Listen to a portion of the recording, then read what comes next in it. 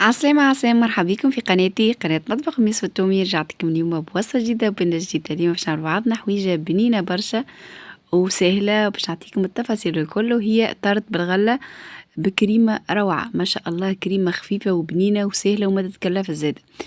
بالنسبة للطرت متاعنا اليوم هي طرت بالغلة، باش انا اخترت عملتها بالموز يعني بالبنان والفراولة والتوبينج. انتوما لكم الاختيار، وعلى تنجم تعمل اي غله تزين بها، اي غله تزين بها، خاطر ما انت ما تنجم تعملها في كل فصل. يلا نتعدي شوف بعضنا الطريقه والمكونات. اول حاجه باش نبدا بها باش نحضر الكريمه خذيت نص لتر حليب، 500 ملل حليب، معهم عندي نشا، خذيت 50 جرام نشا ما يعادل 6 ملاعق ونصف، معهم 85 جرام سكر عادي، 4 ملاعق بيضة، عندي ملعقة أكل ما يعادل 50 جرام زبدة، ومعهم ساشيه سكر فاني، بس سكر فاني وزبدة باش نحطهم كتيب لي الكريمة. أول حاجة باش نبدا بها مش نحط أول حاجة باش نحط نشا، خذيت 50 جرام نشا، حطيت معاهم السكر والبيضة، وباش نحركهم شوية، نحركهم يا بملعقة يا بالفوية، نحركهم شوية كما تلاحظوا اني نجنس المكونات الكل مع بعضها، نحركهم كما تشوفوا. توا باش نجيب نصفيهم، باش نحط مصفيه في كاسرونة، باش نحي اكل ديشي زاد الكل، اكل ديشي الكل باش تجيني من بعد الكريمة اللي رطبة وتجيني المذاق متاعها بنين برشا. صفيتهم ومش نهز، نحطهم على نار تكون متوسطة ونقعد نحرك بالفوية ما نقصش، فيسع فيسع الكريمة هذه تحضر، فيسع فيسع باش يعني المكونات الكل مش تجنس مع بعضها، وباش تولي لي شوفوا كيفاش تجي تعقد. أول ما تبدأ تبقبق يعني كيما قلت لكم على المتوسطة وديما نحرك، نحط نشوفها فقاقيع هكا، باش نحط الساشيه سكر فاني والزبدة، ونكمل زاد نحركهم على المتوسطة، ما ناخذش برشا وقت يعني كي نحط الزبدة ونحط ساشيه سكر فاني ما نطيبهمش برشا، دوب على المتوسط ونحركهم تتجانس المكونات تك ونطفي عليه. توا كيما تلاحظوا زدت السكر فاني، وزدت باش نزيد معاه ملعقة أكل زبدة كيما قلت لكم 50 جرام، يعني 50 جرام زبدة، وحركتهم بالباهي وباش نطفي عليهم. أول ما نطفي عليهم هي مازالت سخونة كيكة، يعني الكريمة مازالت سخونة، هذه الكريمة العربي نعرفها يعني متعودين بها. مش نمشي نحطها في معون يكون يعني صحفة، وإلا أي معون يكون شايح ما فيش ماء شايح، ومش نصبها هي سخونة، ما نخليهاش لين تبرد، راهي كي تبرد تعمل لك الكروت داك الجلدة ذيك وتفسد لي المنظر نتاعها والطعمة نتاعها. ونجيب نغطيها بابي سوليفان، هي زادة كيف هي سخونة، نغطيها بابي سوليفان ونحطها في المجمد والا في الثلاجة من الأسفل، نخليها تبرد تاخذ وقتها وتبرد بالباهي وتشد روحها لين تبرد بالباهي. وكيف نغطيوها بالبلاستيك الغذائي يكون اون كونتاكت، يعني يكون ملامس للكريمة، نخليها كيكة تبرد في الثلاجة من الأسفل تبرد بالباهي، ونمشي نحضر العجينة نتاع الطرد. خديت 150 جرام زبدة تكون طرية بدرجة حرارة الغرفة، كاس غير بوع زيت، ما يكونش زيت زيتون، راهو زيت عادي، أنا عملت زيت ذرة ما يعادل 75 ملل زيت ذرة، معاهم بنسي ملح لتعزيز النكهة، معاهم بيضة تكون بدرجة حرارة الغرفة، وساشي سكر فاني، ومعاهم باش نستعمل نشا بالنسبة يعني باش نستعمل نشا مش نعمل السكر. أنا توا باش نحط السكر استعملت 100 جرام سكر محور، ما نستعملوش سكر عادي، راهو سكر محور هاك السكر الناعم، ومش نخدمهم مع بعضهم، يعني باش حطيت الزبدة، الزيت، السكر فاني، البيضة والسكر المحور باش نخدمهم مع بعضهم، نخدمهم كما تشوفوا بيدي من اللول، نحاول نسرع في العملية يعني نخدمهم بالباهي. والزبدة لازم تكون بدرجة حرارة الغرفة، ما تكونش كاسحة يعني في الثلاجة ناخذها طول من الثلاجة، خاطرك مش ناخذها طول من الثلاجة مش ساعة تكون متحليش في ساعة تقعد تاخذ وقت. بعد ما خدمتها بيدي توا خدمتها بالفوي ومش نمشي نجيب النشاء. بالنسبة للنشاء خذيت 2 ملاعق ما يعادل 50 جرام نشاء، وباش نحط معاهم 5 جرامات خميرة حلويات، 5 جرامات ما تكثروش، 5 جرامات نغربلهم مع نشاء، قلت لكم 50 جرام نشاء. تو المكونات الكل ان شاء الله نكتبهم يعني في صندوق الوصف اسفل الفيديو.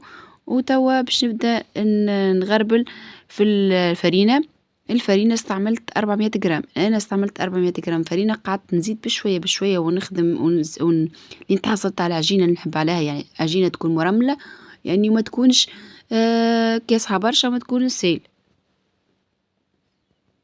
أنتِ تنجم تستعمل أقل شوية كيما أكثر شوية، أنتِ ونوعية الفرينة، كل مرة نقعد كيما تلاحظوا نحرك بيدي نخدمها بيدي، وماذا بينا ديما أي عجينة فيها زبدة فيها صبلاج معناتها كيما هكا مش نعملوا يعني صبلي، راهو لازمها عجينة مرملة نخدموها بيدنا، راهي تكون لنا خير ونعرفوا معناتها إسكو نزيدوا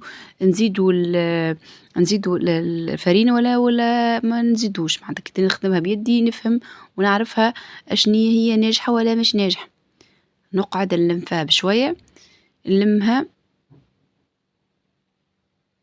شوفوا هذيك العجينة اللي تحصلت عليها، توا زادا كيف شوفوا عجينة مرملة ماهيش خاطر ما فيش حتى سوائل، حتى السائل كلها زبدة وزيت وبيض وسكر ناعم وفرينة ونشا. توا باش نلفها بابي سلوفان وباش نحطها زادا تشد لي روحها شوية خاصة نخليها نحطها في الثلاجة ما أسفل بريسك نص ساعة وإلا ساعة غير ربع. كي تبدا الدنيا سخونة، كي تبدا الدنيا باردة نجم نحط حتى ربع ساعة يعني وإلا 10 دقايق سي لارجومون سيفيزون.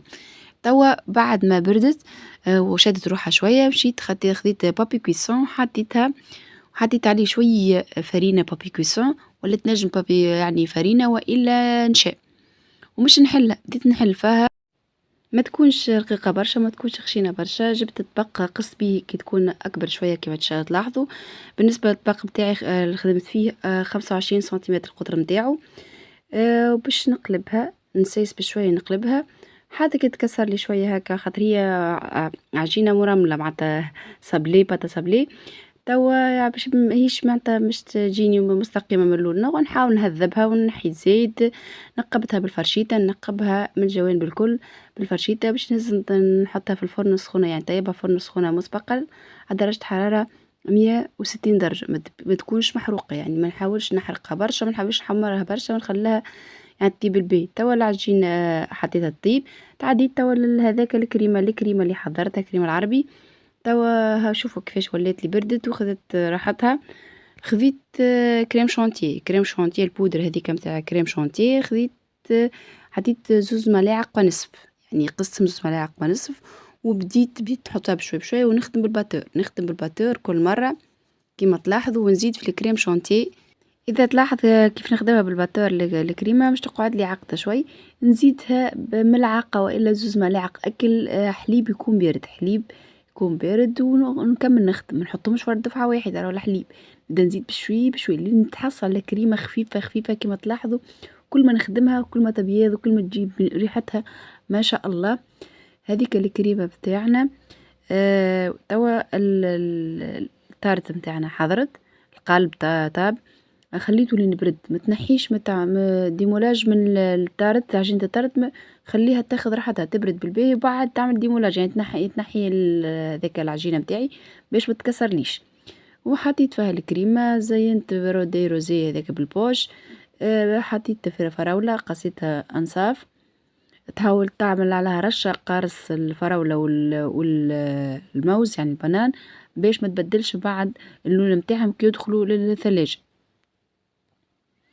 هكاكا تحب تخليها هكا يعني هكا شوفوا ما شاء الله زين محلاها ما شاء الله ما شاء الله.